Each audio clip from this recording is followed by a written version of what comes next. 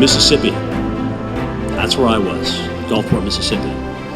And here we go with Katrina again. And for all intents and purposes, Katrina missed New Orleans. New Orleans was not a natural disaster. Katrina was a man-made disaster on several levels. But all the attention is there. It's where the cameras are, it's where a lot of the media is, it's where the people are crying for help for days on end. But Mississippi took the brunt of the hurricane. I mean, there wasn't a mile that I traveled west of Biloxi that did not be completely changed forever. Not a single foot of real estate.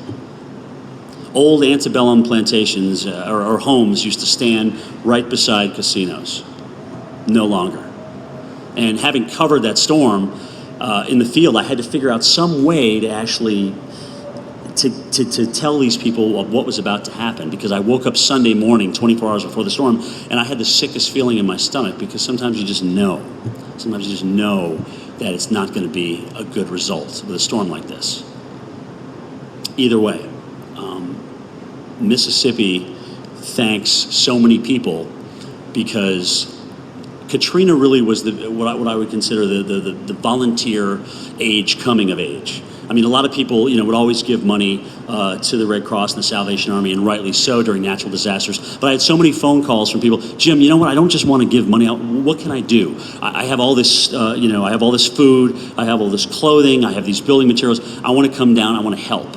So that was really the beginning of this huge volunteerism and humanity effort by people not just wanting to give money.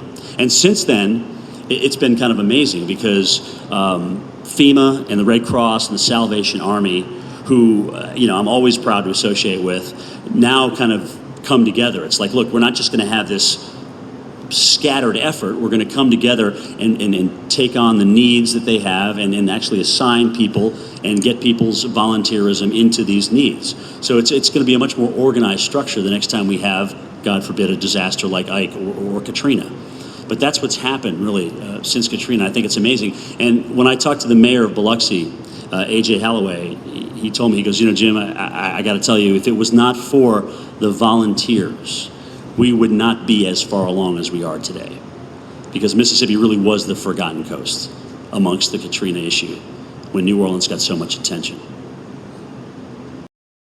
Where he was much of the day. I know he was on the beach. He was getting a little nervous. But, Jim, I understand you found a pretty nice place. Jeff, we are so fortunate here to be with the Armed Forces Retirement House people. I mean, U.S. vets just crawling inside. Happy to see the Weather Channel folks there, and no question, we feel pretty safe. We talked to the gentleman who is the director here, and he says, Jim, some of these windows have been withstanding 180-mile-per-hour winds, and that's a good thing given the size of this hurricane and certainly the height of this building, too, because remember, guys, every story, 2 stories, you're talking about going up about 10 knots in wind without, of course, getting away from the friction of the land. There's a lot of trees around here, so we're going to be careful, obviously, of where we stand, and there will be a point where we will go inside and kind of hunker down with this thing and let it blow on through. But I'll tell you, it's still a very dangerous hurricane. Obviously, you want to prepare for things. Jeff, you were talking about New Orleans and trying to get as many people out of harm's way, but the fact is that there will still be thousands of people that will not have evacuated New Orleans, and that is going to be a very, very sad predicament there. All right. Today I've been harping on everybody to get out of harm's way by nightfall tonight. I want to show you some very reassuring pictures coming off of I-10 tonight. Earlier I was talking about how the gridlock here, it was just completely locked up on I-10. Now there's not much at all going out there. So this is a very good thing. People have obviously gotten out of harm's way here, and that is exactly what we wanted them to do. Everyone south of the I-10 corridor should be evacuated. If you're doing things last minute tonight, I really want you to be done with this by midnight tonight. There are some vicious squalls rotating around the outer bands here, and they've even prompted some tornado warnings back in toward Alabama. So great news. Curfew for the city of Biloxi as of 9 p.m. tonight, and certainly we want everybody off the street by that time in Biloxi. And where you don't have a curfew in southern Mississippi, I would say midnight. After that, conditions are going to go downhill. We're talking about the potential for loss of power and certainly tree limbs and whatnot starting to come down with those hurricane force gusts. Occasionally a few flashes of lightning. That's what we don't want to see out here, and hopefully we won't see too much of that as we go on through the night tonight. We will keep you posted in this area as things are surely going to go downhill with this very dangerous Category 5 hurricane. Mike and Sharon, back to you. Jim, real quick, what advice would you give folks who did not evacuate? I need them to get down on their knees tonight, and they need to say, Lord, you know what? You need to save me and my family, because quite frankly, I didn't do a good thing by staying in harm's way, especially if they are in a house that certainly cannot withstand 170-mile-per-hour winds and waves that'll come in the tune of 25 feet. That's what I do.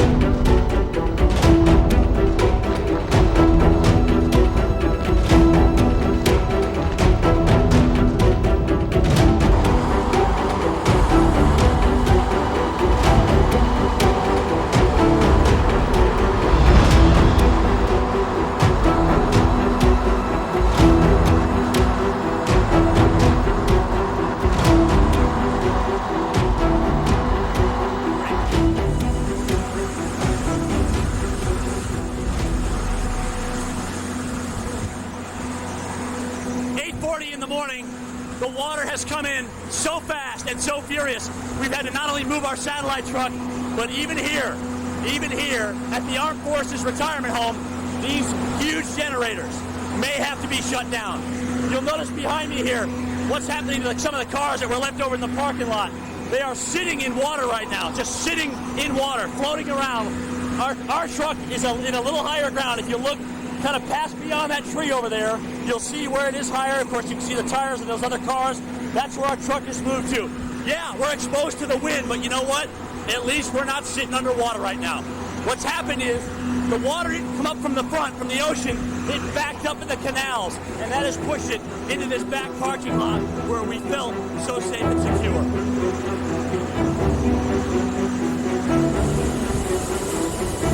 Are we on? Can you hear me? All right, here we go.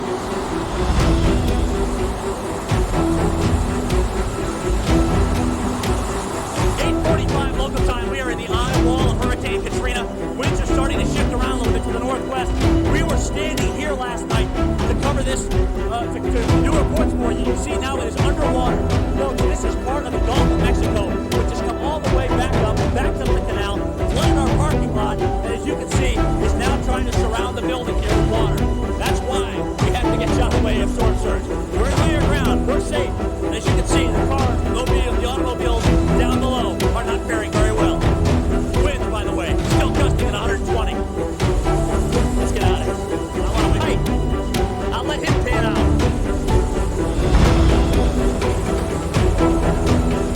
Again, just another angle, folks. You can see the wind. It's taking down big trees, big tree limbs. It's also brought up the water in through here. This was a parking lot. It was a grassy area out in through here.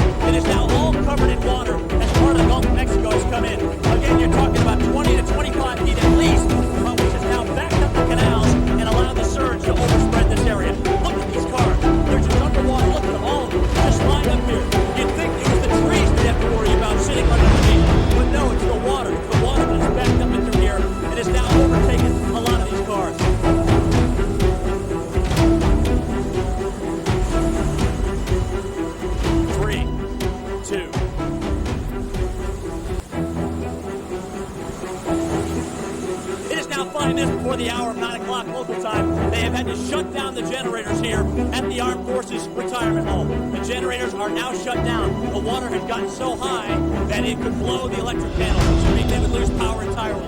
Look at this. This was a parking lot. I am standing where our satellite truck was parked. We had to move in a hurry. We were lucky to get to higher ground. If we go beyond that tree over there, you can see the tires of that vehicle, and the vehicle basically above ground. So that's where we put our vehicle. Yeah, it's open to the wind, but at least it's not underwater right now. You got to pick the best of both worlds. But this is incredible how the surge come up, it backs up the canals, and then it lets this water just sit through it. There's no place for the rain that's coming down or the surge to go on out. So right now, as long as we're dealing with the eye wall of the surge, this water is going to stay up. Like that van out there. That van we saw just 20 minutes ago. You saw the tires. Then all of a sudden the door disappears. And now, look at it. It's already inside. It looks like one of the windows is down. So there's no question. Inside that van, it is absolutely covered with water right now.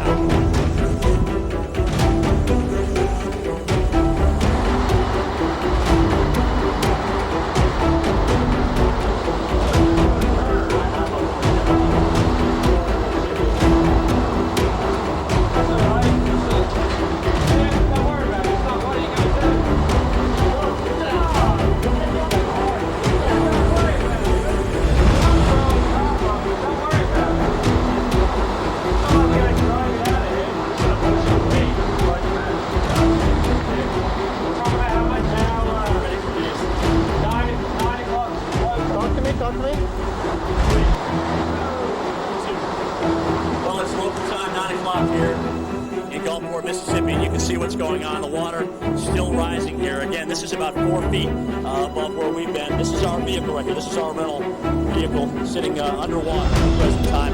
Dumpsters just floating around like little rubber duckies in the bathtub. Trucks. Look at the top. There's the top of that van now. Remember, about 40 minutes ago, we can still see the tires on that van. So the water continues to come up here in Gulfport. That's one of our photographers' vans out there. You can see that is now seeing water all the way halfway up to the windows. Wind continues to howl. Look at the winds out there. We are protected, obviously, from where I'm standing now. We're away from harm's way. Everybody in our crew is safe, and they're inside. Vehicles, unfortunately, as you can see, they've taken a little bit of a hit here. But folks, what happened is there's some canals sitting right in through here. The surge comes in, backs up the canals. The water has no place to go out, especially with the kind of rainfall that we've had in through here. And look at this. Voila. You've got yourself some surge flooding going on. We're hoping that the winds shift direction quickly and hopefully take this water on out of here. But right now, we continue to look at the top of that van. Barely showing up. Barely showing up.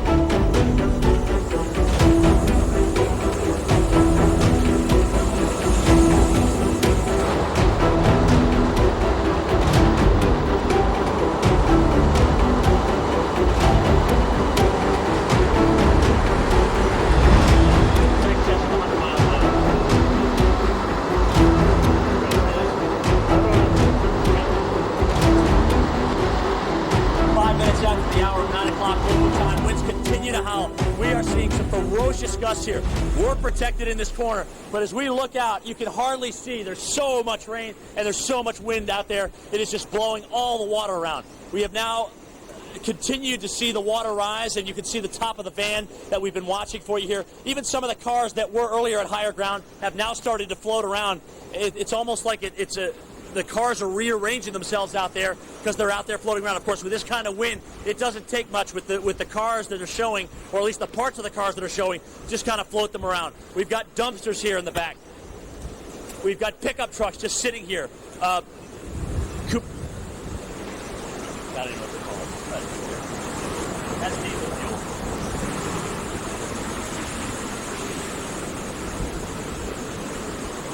All right.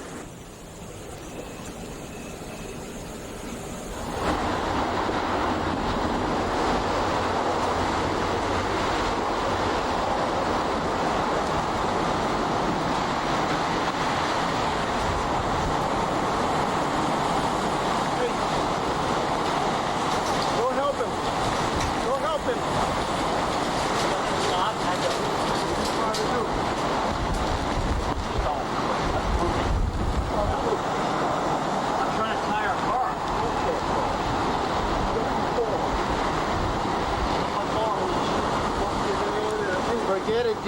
want you to get dirty, okay?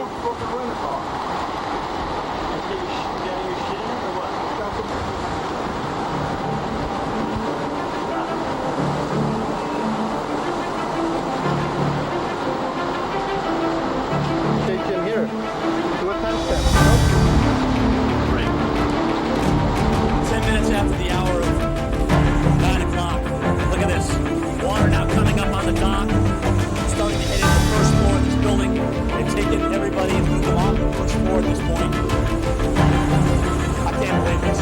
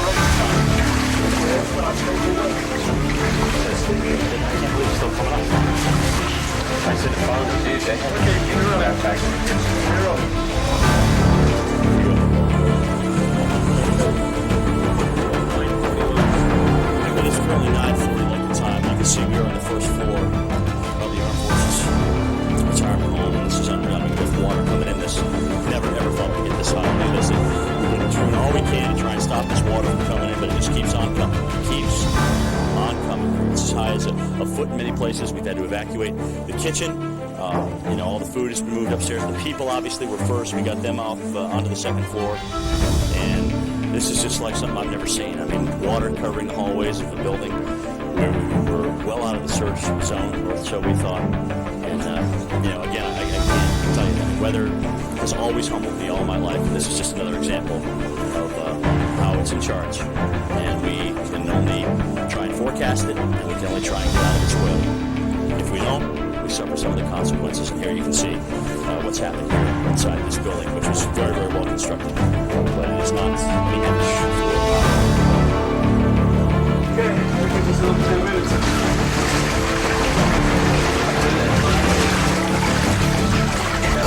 Did it one for time, Bruce Koski, BRUCE, I am currently acting as the officer in charge of the small detachment we have here from NMCB 7. Can you just tell us basically, what thoughts are running through your mind right now? Well, this is the third time that I've been called out to the Navy home during my career here in Gulfport, and it has never flooded like this. I mean, this is unreal. I couldn't believe that it came up that quick. It's just unreal, the amount of damage that this hurricane has caused. I feel sorry for anybody that actually tried to ride this storm out, to tell you the truth. What did you think when you first saw the water like encroaching in the parking lot? That was very scary. We started kidding around at first saying, wow, it looks like some cars are going to get flooded. Then it wasn't 30 minutes later, then cars were flooded. I mean, actually right up to the roof and over the top. I was just completely amazed that water can actually come in that fast. And what do you think now? I mean, it's like, you know, it didn't look like he's going to stop. The crew here we've done everything we could. This is the 4th barrier we've tried to build, coming along, trying to build little stop points, but it just pushes them all away. I'm pretty sure that the water's starting to start receding, hoping that you guys can tell us that. What's your biggest fear right now? Biggest fear is the patients here at the hospital. These men and women here have stood to watch while we were in our racks sleeping basically during our Navy career. Now it's our turn to stand to watch, and we're hoping we can hold up to their tradition that they gave us. Good, thanks a lot. Thank you. Good job, thank you.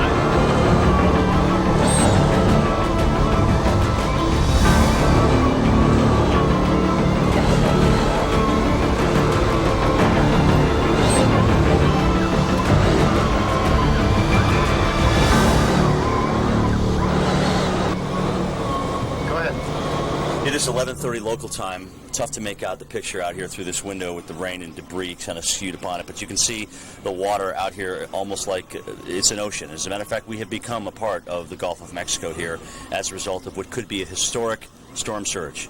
We were sitting at 27 feet. We had water as high as 10 feet. It's starting to recede very, very slowly here, but you can see how it's taking cars that were in a parking lot and pretty much kind of piled them up on top of each other. The kind of destruction that we see. Huge trees down. Trees stripped of their leaves right now. Some of the windows here are taken out, but this is incredible. I mean, the wind has just been howling now for 4 hours straight like this, with gusts well in excess of 100 miles an hour. Even windows here in this building that were supposed to withstand 180-mile-per-hour winds, we have seen at least a dozen of them that have been blown out. So that tells you that we could have, I have nothing official on this, have had wind gusts over 180 miles an hour with this incredible hurricane. I'm just going to ask you a couple of questions. Just to go ahead, someone else will be looking at this if we ever get to send it back. Can you just tell us your name, first and last spell it, and your official title? Mary Kay Dominger, Gominger, Public Affairs Officer, Armed Forces Retirement Home. Mary, can you just tell us what thoughts are running through your mind right now? Just never dreamed that we would have the destruction and the devastation that we've had. It's just been amazing to look out here and see the ocean in our front yard. And our big concern now is the veterans that are here and keeping everybody, so far so good, keeping everybody satisfied and content. but it's been a real challenge. When you saw that water start rising, what did you think? You can't even imagine. We were thinking this isn't happening. It's just hard to put a grasp on that this is where we live and we work. It's just, you wonder, will it ever be normal again after this? How tough has it been on you and everybody here? It's been devastating. You know, this is their home, and this is where they have, many have lived for over 20 years. And to see the first floor, you know, taking in all the water, and it's 5 feet of water down there, and as we've moved them up, it's just, it's been devastating. Did you believe how quickly the first floor filled up? I still don't believe it. You know, I feel like I'm gonna wake up and it's gonna be, you know, just an Ivan or another dentist or something. It's just amazing. I don't think you can prepare for anything like this. I did. What are you hoping for now? Besides the storm stopping and the floor stop shaking. You know, just the winds to stop, and so we get a little confidence that okay, we've made it through this. And we still have hours left. So we're just waiting it out, just doing the best we can do. Okay, what's the next step? The next step is just keeping in touch with the veterans here, making sure they're meeting their needs. A lot of the CVs and all the staff are just working nonstop, just taking care of things we have to take care of. To look out there, what are your thoughts about the people that decided not to leave? My heart goes out to them. I just don't know. You know, we're together. We're in a great facility, and look at the problems we're having. I cannot imagine being in my home anywhere within 5 miles of here and being able to survive this. I can't wait to see how the Gulfport came out of this. Any second thoughts about staying here or with everybody else? No, I would rather be here, I think, than anywhere because it just feels safe here. I just feel like the management has taken care of us. I would be petrified if I was out there by myself with my family. But so it's good to have people and have security and have the people around. We'll get through this together.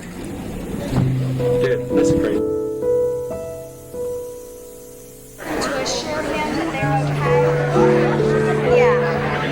They were dependents. Yeah. Where are you? Okay. Somebody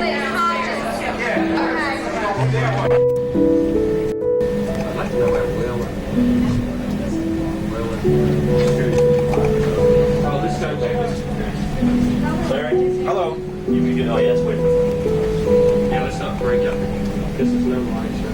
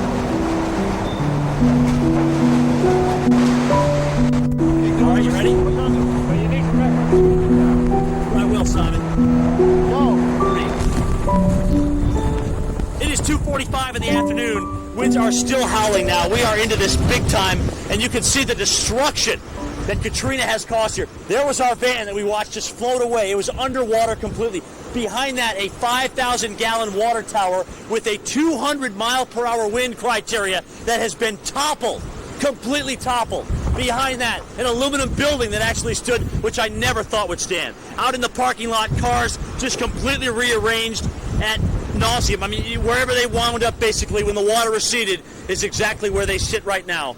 And, of course, a couple of those cars belong to the photographers working with us this afternoon. There are cars piled on top of cars, which are piled on top of more cars. Looks like some of the stealing that I'm seeing off in the distance is actually a mobile home, which has been completely demolished. We've got plywood just about everywhere off to the distance. Some of the roofs damaged here. All the trees, look at the trees. They are stripped. They are stripped of their leaves like you would find on a December day, not an August day.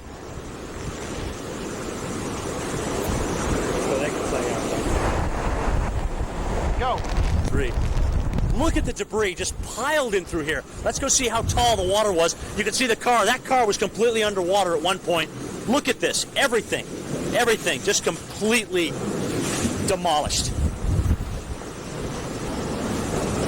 These are bags of garbage that were actually in the kitchen. When the water got into the first floor, they came floating out when the water receded.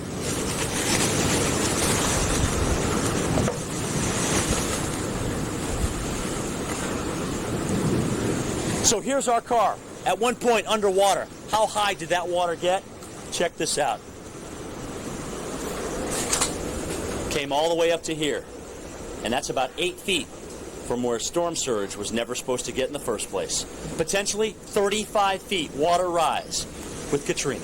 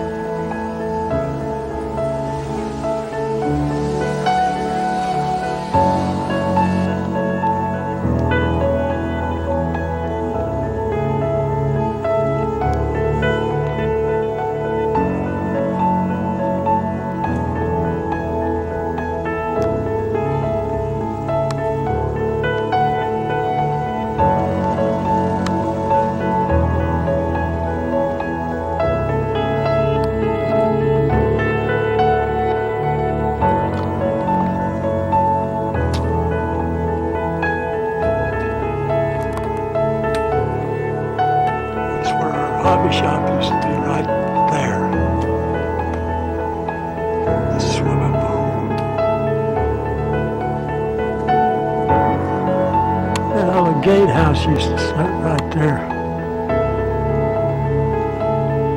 There was a stoplight, which is not there anymore.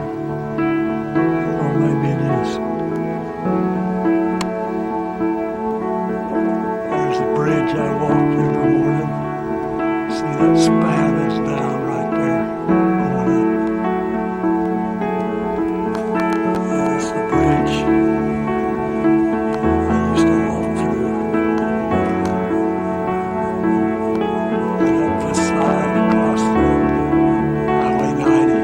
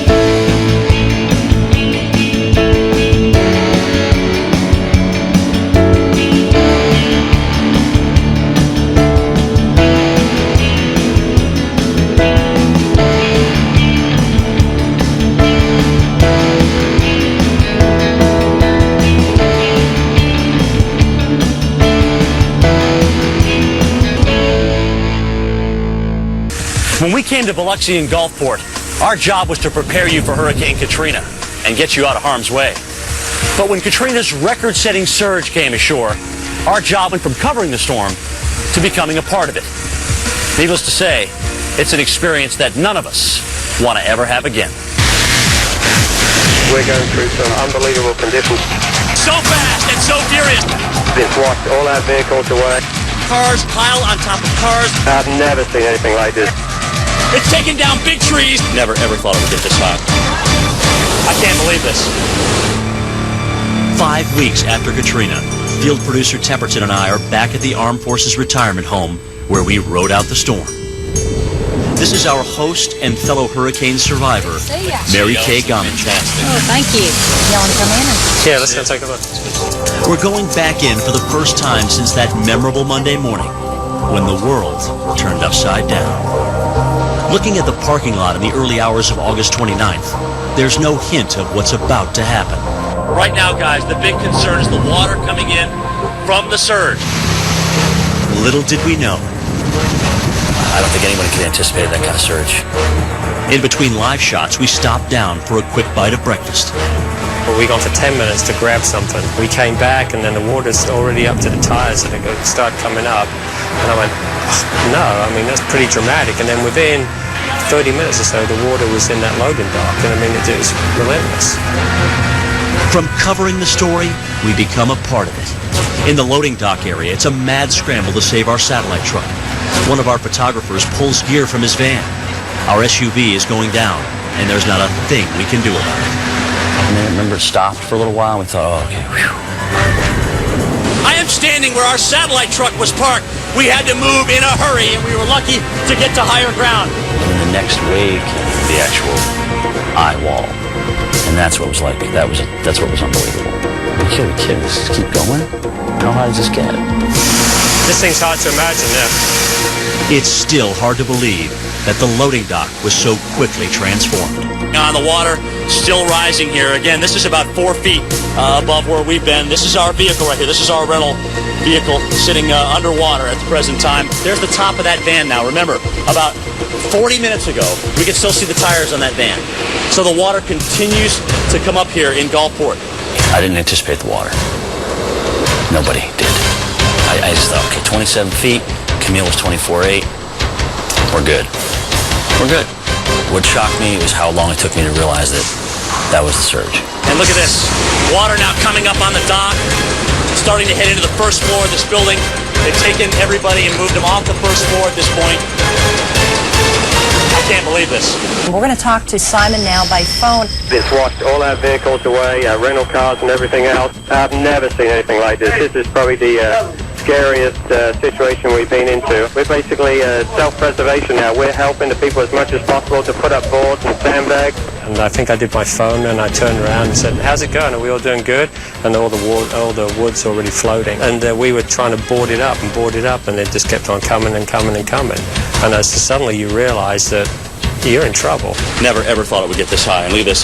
We've been doing all we can to try and stop this water from coming in, but it just keeps on coming. It keeps on coming here, where we were well out of the surge zone, or so we thought. And, again, I can't tell you. I mean, weather has always humbled me all my life. Outside, the surge reaches an estimated 30 feet, an all-time record for Gulfport. Inside, with the first floor going underwater, we helped the staff and the Navy Seabees get the nearly 500 retired veterans to the second floor and safety.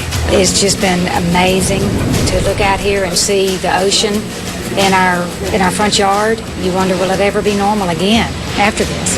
It's been devastating. Yeah, I don't think you can prepare for anything like this. It is 11:30 local time. Tough to make out the picture out here through this window with the rain and debris kind of skewed upon it, but you can see the water out here almost like it's an ocean. As a matter of fact, we have become a part of the Gulf of Mexico here as a result of what could be a historic storm surge. Even windows here in this building that were supposed to withstand 180-mile-per-hour winds, we have seen at least a dozen of them that have been blown out. Well, that's the water tower that guy saw collapsing and came and got us and said, you won't believe what just happened. We went, yeah, right. And then we didn't really believe him until we came and saw it for ourselves. Finally, the water gives back the land. Gosh, just did it for a long time. It felt like forever. I mean, I don't even know. It could have been 4 or 5 hours. Because of the side of the hurricane that we were on. Definitely some of the longest hours of my life. Mercifully, no casualties in the retirement home. Our vehicles weren't so lucky. That was our rental van. Looks like it, though. It is. Can you see how high the water was?